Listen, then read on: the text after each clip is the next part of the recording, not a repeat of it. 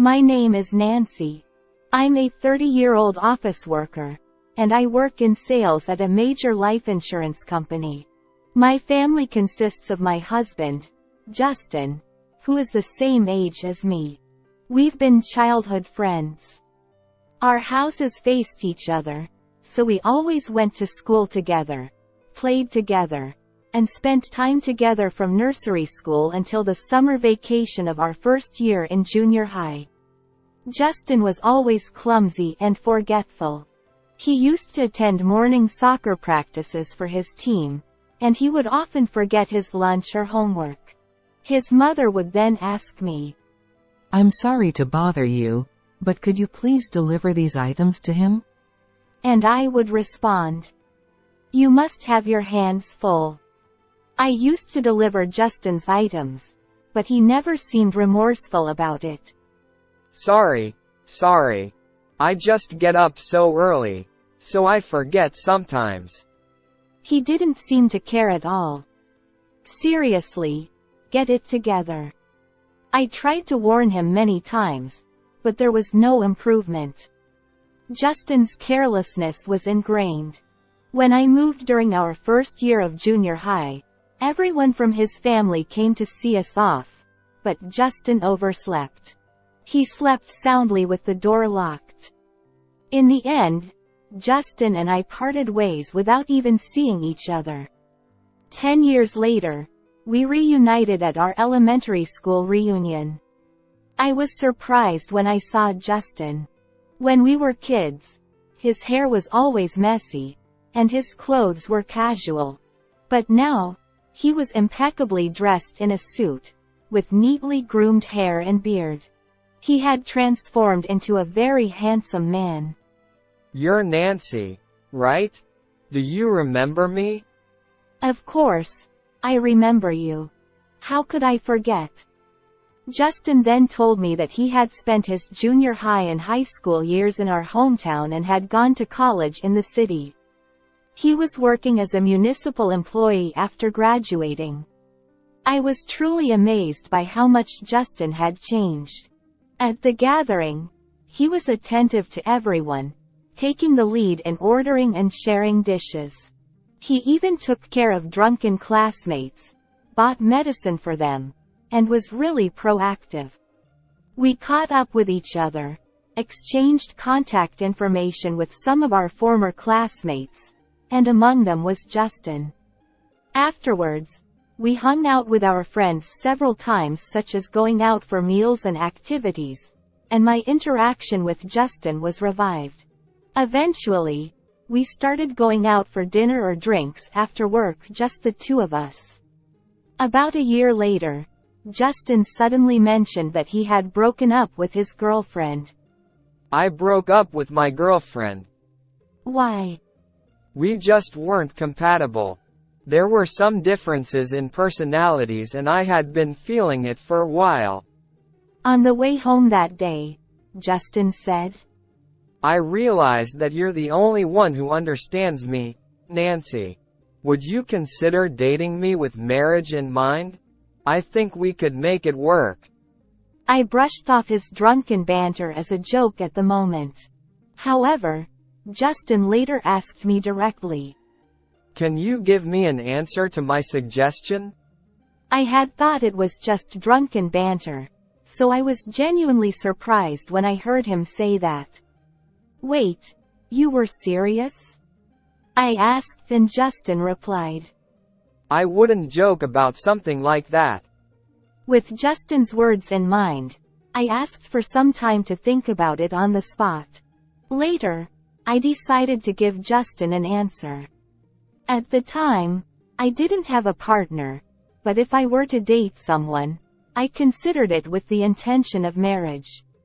Therefore, I approved of dating Justin because we have known the strength and weakness from childhood, had our parents acquainted with each other, and I judged that Justin and I could make it work if we were married. We promptly informed our respective parents about our relationship. When my parents saw Justin, they were surprised since they hadn't seen him in a while. "That Justin has become quite impressive. And Justin's parents said, "Nancy, you've really become beautiful." and were welcoming us warmly. Our relationship progressed smoothly, and 2 years later, we got married. Blessed and congratulated by everyone, I felt like a truly happy bride. Let's continue supporting each other from now on. Likewise, let's take care of each other. However, my married life was the pinnacle of happiness that day. After getting married, I was dismayed by Justin's lack of tidiness. Firstly, he was someone who never cleaned up by herself. He wouldn't clear away dishes after eating, let the dirty dishes pile up, and it was normal for him not to take out the trash. Of course, he had never bothered with separating the trash at all. When I asked him how he managed when he lived alone, he mentioned that he usually bought ready-made meals from convenience stores or supermarkets, or just dined out, so there was no need for washing up. Furthermore, when he lived in his previous apartment, he apparently considered almost everything as burnable trash except for obviously non-combustible items like cans or bottles, and he hardly ever bothered to sort the trash. Thinking that if we did it together, it might make things easier. So I suggested to Justin, "Why don't we do it together?" Yet, he simply refused, saying, "I'm too busy to do that, and whoever can do it should just do it." In response, I prepared several trash bins for easy disposal and attached lists of what could and couldn't go into each bin. However, Justin ignored the lists and threw everything into one bin. No matter how much I reminded him, he dismissed it as too much hassle. Moreover, Justin had a terrible habit of oversleeping. In his previous apartment, he used to give a spare key to his ex-girlfriend, who lived in the same building, so she could wake him up in the mornings. Every morning, I would desperately try to wake Justin up. "Wake up. You're going to be late." However, he would just pull the covers over his head and say, "Just 5 more minutes." He just refused to get up. Eventually, he would wake up at the last minute every day and then blame me, saying, "Why didn't you wake me up?" The situation became tense every morning, with me responding, "I did wake you up, but you just wouldn't get out of bed." As a result, every day started off with an uneasy atmosphere. Our living expenses were divided such that Justin covered the rent and utilities, while I took care of groceries and other incidental expenses. However, Justin often forgot to deposit money into the account for automatic withdrawals, resulting in bills not being paid on time. As a consequence, electricity and gas were disconnected multiple times because the bills were not paid on the due dates. While Justin was supposed to monitor the bills that were addressed to him, I rarely saw them, and it was only when I noticed the services being cut off that I hurriedly contacted the utility companies to inquire about payment details and made the transfers countless times. You need to do something about your careless nature. Our lives can't go on like this. Whenever I expressed my anger saying, Justin would retort, "There's nothing I can do about it. You know I'm forgetful, so you should cover for me." Justin's defensive reactions led to numerous arguments. Around 2 years into our marriage, our apartment, which we had been living in, was scheduled for demolition due to its aging condition. Consequently, we started searching for a new place to live. Since affordable options were scarce, we decided to take the bold step of building a new house. However, I laid down one condition during this process. The house would be in my name, and I would be responsible for the mortgage. While Justin's income could support the mortgage, I couldn't risk the possibility of him forgetting to make the payments. With that in mind, I offered to take out the loan myself. There were no issues since my annual income was about the same as Justin's, and I passed the pre-approval process without any troubles. Justin remarked. I tend to forget things, so this helps me out. He agreed to my proposal of me taking out the loan and having the house in my name. In exchange for me paying the mortgage, he agreed to contribute half of what I had been covering for groceries and entertainment expenses. We ended up building a single-family house in the suburbs, which accommodated both Justin's desire for a spacious yard suitable for a dog and my preference for an open-style kitchen. To repay the loan, I started working tirelessly, often staying late for overtime and spending long days on sales calls. Furthermore, as I also desired to have children, I needed to save money as well. Therefore, in addition to paying off the loan, I focused on frugality to build up savings for the future while working hard to achieve our goals. However, Justin was different. Despite my efforts to present a concrete financial plan for our future, emphasizing the expenses involved in raising children, he disregarded my concerns, saying, You can't predict things that are far ahead. Just go with the flow. Furthermore, around this time, he started suggesting, Since you're paying off the loan and still managing to save, you must have some extra cash, right? Do I really need to contribute to living expenses? I mean, you've been covering the groceries and entertainment expenses ever since you took out the loan. But I don't think I need to do that anymore. I want to buy what I want and go out like I used to when I was single. And he practically stopped contributing to household expenses. Eventually, I ended up covering utilities as well, while Justin allocated all his earnings for his personal spending. He indulged in expensive golf sets and even bought a large SUV despite being a novice driver. Despite my repeated pleas to stop these unnecessary expenses, he ignored my requests. As these incidents accumulated, my affection dwindled rapidly, yet I still didn't consider divorce as an option. One day, I received a message from a mutual friend. Lately, I've been seeing your husband a lot in the nightlife district. And he's always with a young girl. Is everything okay? At first, I replied, wondering if Justin was just taking women from bars. But then, she responded, saying she had seen him walking around with the girl during daylight hours on a weekend. Thinking it was a lie, my friend sent a photo as a piece of evidence to me. It was taken at a local autumn festival, showing her children eating local foods they bought from a food stall. But what shocked me was seeing Justin behind them, sitting with an unfamiliar woman, happily drinking beer and getting cozy. What is this? This is unbelievable. I thought, feeling like my world was collapsing. The day my friend went to the autumn festival with her children, Justin claimed he was out for a business golf outing.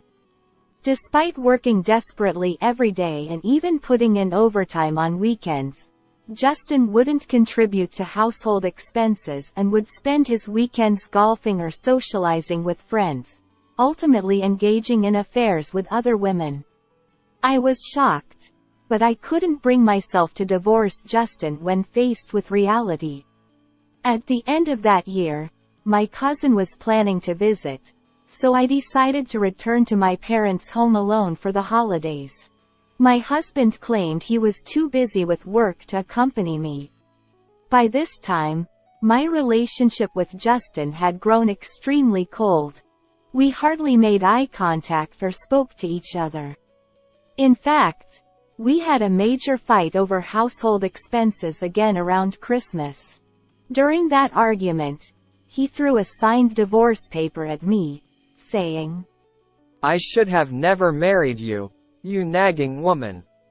Despite feeling upset, I managed to enjoy my time at my parents' house over the holidays. When the new year arrived, I returned home. However, another unexpected incident awaited me there. I was startled as soon as I entered the house.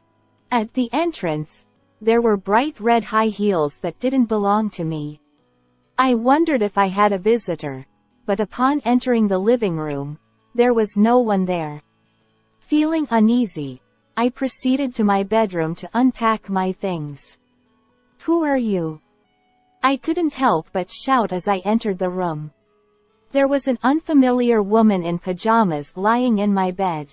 Startled by my voice, she suddenly woke up and said, "Huh? Who are you?" "Who are you and what are you doing here?" I demanded. In response to my question, the woman glared at me and retorted, "Who are you, anyway?" I suddenly remembered her face from the photo my friend had sent me. "This is my house, actually," I said. But she insisted. "What? This is my Justin's house. Are you some kind of thief?" Her accusation startled me. When I was to inquire about where my husband was, the bedroom door opened, and my husband walked in. Huh? What are you doing here? Justin's face turned pale as he looked at me, so I confirmed my suspicions that they had been having an affair in our home. The intense feeling of disgust led me to instinctively reject my husband. "Who are you?" I coldly addressed Justin, and the woman interrogated him. "What is going on?" But I responded to her with firmness. "This is my home, and this man is a stranger. Obviously, you are not someone I know either, so please leave. I will call the police for trespassing." I spat out those words and firmly drove the woman away. Justin intervened. What are you talking about? You're the one who should leave. Besides, just a while ago, I filed for divorce with you at the city hall. This house is going to be my new wife's, this girl's. It's a token of my love, a gift from me. "Have you forgotten?" I retorted, and Justin asked, "What are you talking about?" "I haven't signed or stamped the divorce paper you handed me on Christmas. That's a crime of document forgery," I explained. That's an exaggeration, isn't it? Justin shrugged. "Well, I was planning to submit the divorce papers after New Year's since I wanted to discuss property division and alimony, but if you've already submitted them, there's nothing I can do. You're a stranger now, so please leave," I asserted. During my visit home at the end of the year, I had consulted my family about Justin's actions, and naturally, everyone advised me to end things quickly. Encouraged by their words, I had already decided to submit the divorce papers.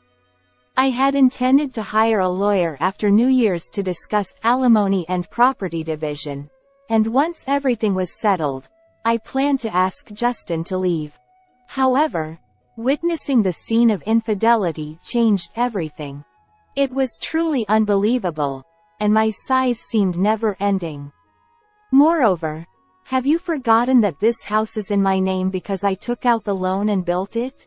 Shall I show you the deed? I challenged. Justin responded. Oh, I forgot. While I had suspected that Justin had been lying about owning the house under his name from her remarks, realizing that he had genuinely forgotten it was in my name left me speechless and incredulous. The woman interjected. "Wait a minute, didn't you say this house was in your name? And you claim to be single, yet you have a wife? What's going on?" Seemingly changing her clothes in the meantime, she confronted my husband.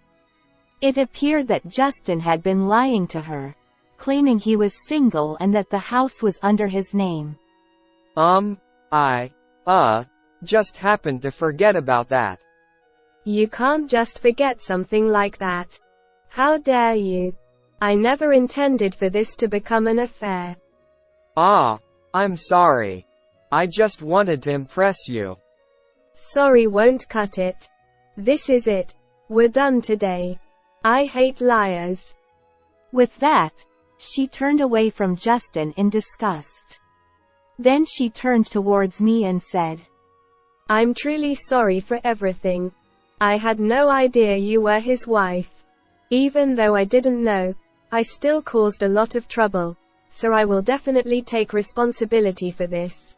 I'm truly sorry. Her attitude changed completely from before, and she respectfully bowed to me, handing me her business card for work. Well, if you think your boyfriend's house is his own and his wife suddenly shows up, it's understandable to be shocked. I'll be in touch later, I said, and I let her leave. I genuinely feel terrible about what I did. It was just a moment of weakness. Do you really think that excuse will fly? You've always been forgetful, and I've always had to cover for you. But you've pushed me too far, and in the end, you betrayed me. I've had enough. I glared at Justin with a fierceness I'd never shown before. Perhaps it was terrifying enough that he clung to my feet, bowing and apologizing. Just like that woman said, sorry isn't enough. I don't need a careless man like you in my life anymore. You wanted a divorce, showing me the papers and all. No, I thought if I showed you the divorce papers, you'd stop nagging at me. I thought you didn't want to be divorced by me. But you have never changed, so I filed. It's your fault. Justin's condescending tone finally pushed me over the edge. Don't joke around. Divorce papers aren't something to use as a threat. Besides, I'm tired of taking care of your mess. If you understand, then get out now. But I'll be in trouble. I don't know about your inconvenience. Now, hurry up and leave. I'll be in trouble. Let's give it another try. Please reconsider. Ignoring Justin's desperate pleas, I forcefully ushered him out from the doorway. For a while, he kept crying out, Please, open the door. But I continued to ignore him until he eventually disappeared. Later on, I learned that Justin had returned to his parents' home. However, since I had already informed my parents-in-law about our divorce reasons, they refused to let Justin in their house. According to my parents-in-law, they disowned him, saying, A man as careless as you is no longer our son. And then, that girlfriend of his mistress promptly showed up on her own and said, Here's the compensation. And handed over cash. It turns out she was Justin's junior at work, recently transferred to the same department through a job rotation. After Justin paid me the compensation, I heard that he quit his job. Apparently, the woman consulted with her boss about the situation, and word got out. Justin, feeling uncomfortable, resigned as if to flee. I've heard he's moved to a distant town now. As for me, I put that unpleasant house with its memories up for sale and rented an apartment near my workplace. I couldn't stand the thought of living in the house used by my husband and his mistress. Fortunately, it sold for more than what I bought it for, allowing me to pay off the loan in one go. Now, I'm enjoying solo living in my new condo, cherishing fulfilling days with work and time with friends. I want to continue cherishing this peaceful life for the days to come.